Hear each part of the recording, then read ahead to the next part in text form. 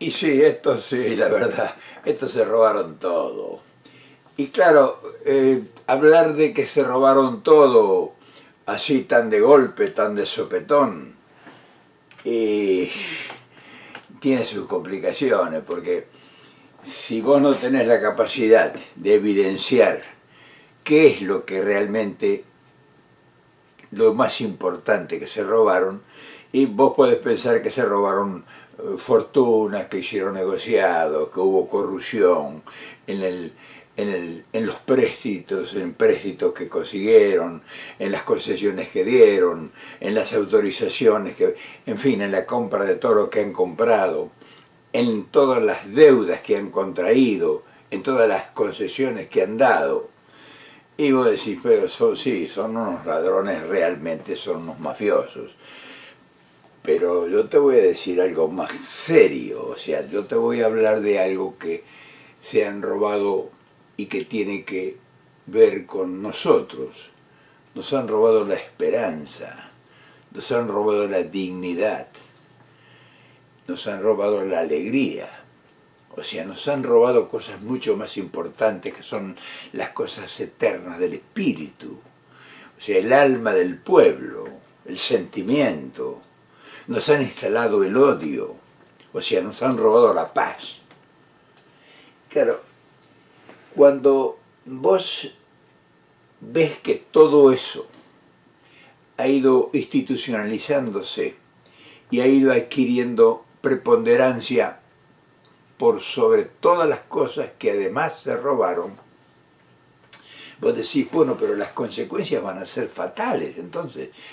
Y efectivamente, sí, las consecuencias van a ser fatales, porque recomponer el cuerpo social de un país lleva más tiempo que recomponer el cuerpo económico de un país. Cosa curiosa, el cuerpo económico de un país, en 10 años trabajando intensamente con un proyecto ordenado y un gobierno que realmente obedezca a los intereses que tienen que defender, es posible encarrilarlo.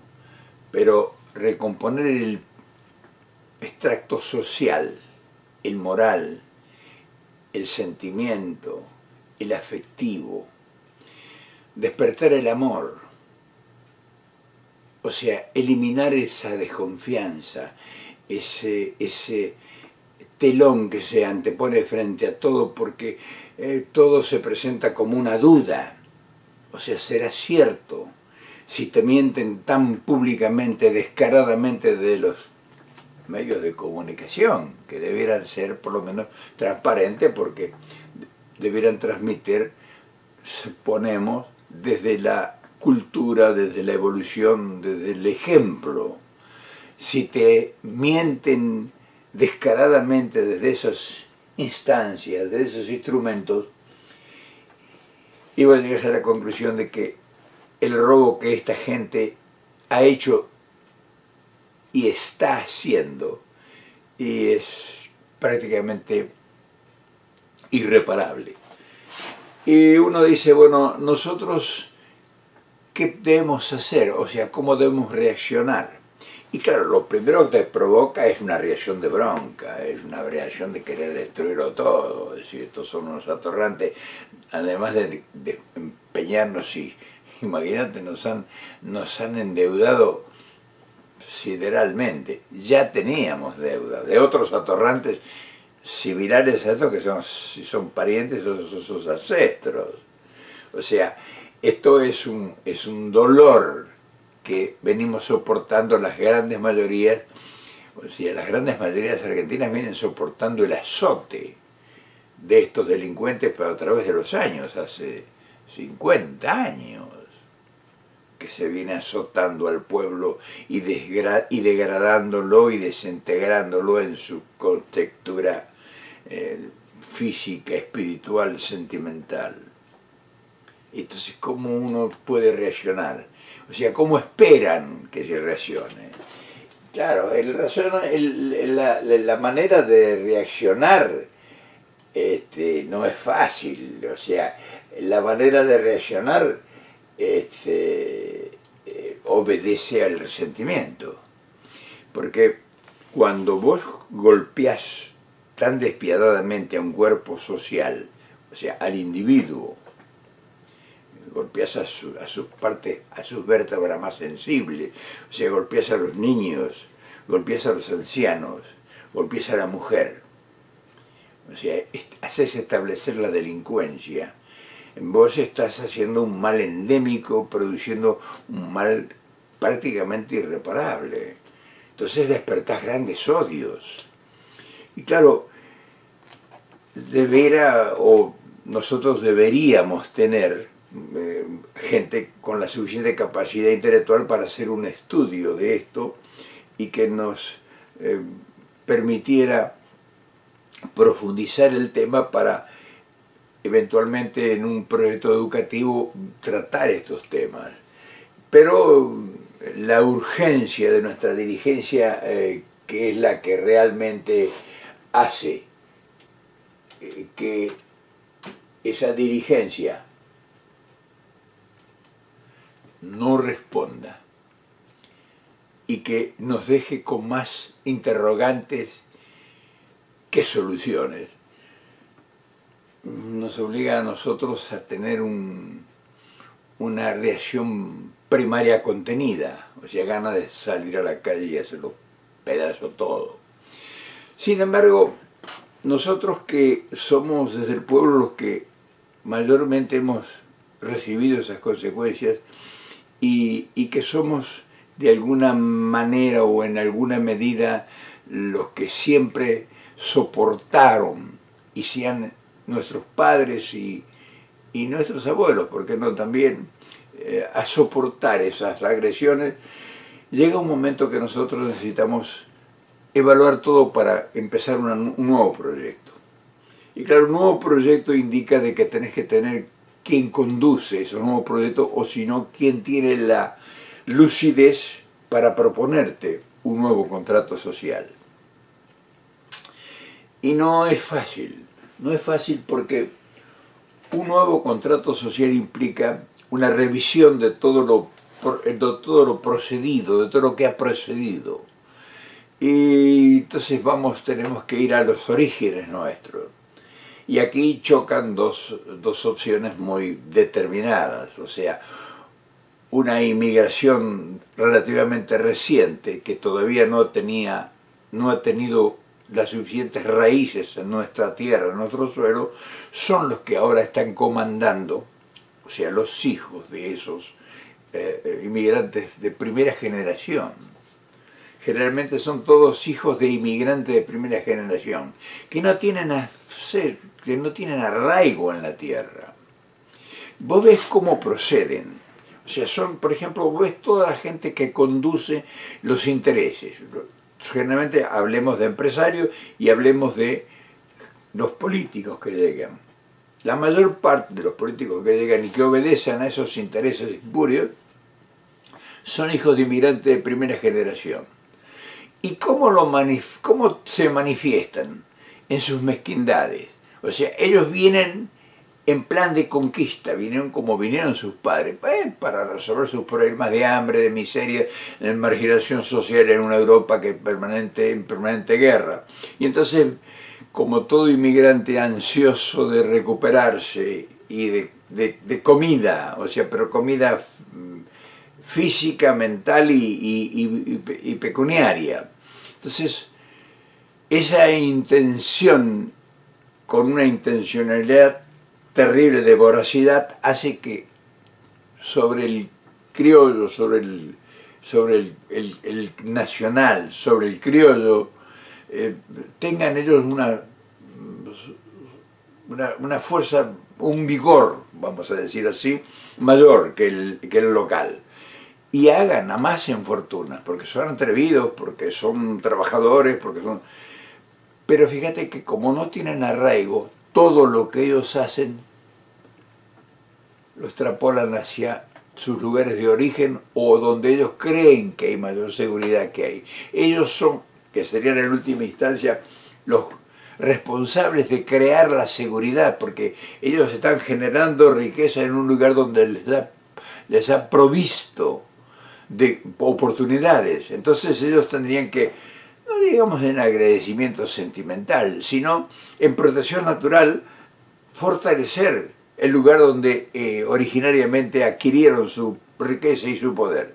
Al contrario, generalmente los que han enajenado el país son todos este tipo de personajes que, si vos los analizás individualmente, ves sus apellidos y todo, vos ves que no tienen nada que ver con los inmigrantes que fueron los originarios nuestros, que se quedaron en la tierra, que sembraron los campos áridos, que cosecharon bajo las inclemencias del tiempo, que crearon hijos, que hicieron familias, que se arraigaron y que murieron en la tierra. Y que todo lo que hacían era para tenerlo, compartirlo con la familia. No pensaban casi los que pensaban en el regreso regresaron a las Europas o a los lugares donde provenían. Pero los que se quedaron se acriollaron, se hicieron argentinos. Entonces esa diferencia son los que nos han producido estas grietas. Estas grietas no son naturalmente hijas de la nacionalidad, de nuestro argentinismo. No, las grietas son hija de resentidos, de mal pagados, de malos pagadores. Y claro, esos desencuentros que nosotros ahora observamos, esas picardías voraces por mantenerse, porque contraen compromiso con fuerzas foráneas antagónicas a nuestros intereses. O sea, la entrega del país, si vos analizás quiénes fueron los promotores de la entrega a partir de 1955, porque a partir de 1955 se produjo la gran entrega del país. O sea, la primera gran entrega fue la Revolución Libertadora, que fue la que sentó las bases de todas las revoluciones posteriores, hasta dejarnos desintegrados como un país, como sociedad.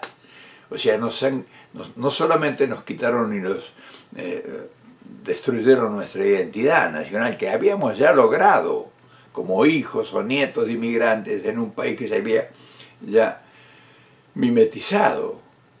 Ellos lo destruyeron todo. Pero además de todo, de destruir la identidad, nos sembraron una venganza, una necesidad de venganza, una necesidad de resistir con odio. Y todo eso, fíjate las consecuencias. No solo que nos han enajenado el país el 80%, como hemos venido diciendo, sino que nos han implantado todo el odio que te puedas imaginar. Y eso que ellos mismos han inventado como justificación, esa grieta, ellos son los causales de la grieta. El argentino no tiene grieta, porque el argentino la única grieta que tiene es que ya no le permiten reír, que ya no permite manifestar su alegría, que ya no ves a tus hijos, a tus niños reír, que todo el mundo está preocupado. Una ansiedad instalada en el país como Producto Bruto Nacional.